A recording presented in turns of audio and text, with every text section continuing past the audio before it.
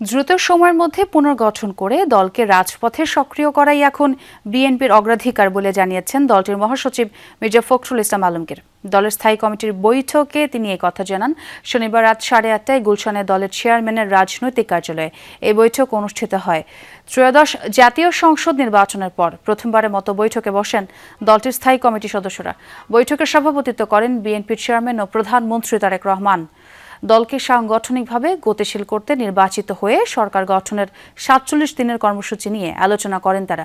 একই সাথে আগামী কয়েক মাসের মধ্যে কাউন্সিল আয়োজনের লক্ষ্য নির্ধারণ করেন তারা। রাজনৈতিক সাংগঠনিক কর্মকাণ্ডগুলোকে বিস্তৃত করার জন্য ভবিষ্যতে খুব দ্রুত কিভাবে আমরা দলকে কাউন্সিলের দিকে নিয়ে যেতে পারি সে বিষয়ে আলোচনা হয়েছে এবং আমরা পুরো বিষয়টাই সাংগঠনিক ছিল। আমরা মনে করেছি যে খুব দ্রুতই আমরা চেষ্টা করব যে যত দ্রুত পাওয়া যায় কাউন্সিলের দিকে যাওয়ার জন্য, এটা সম্পর্কে আমাদের আলোচনা হয়েছে।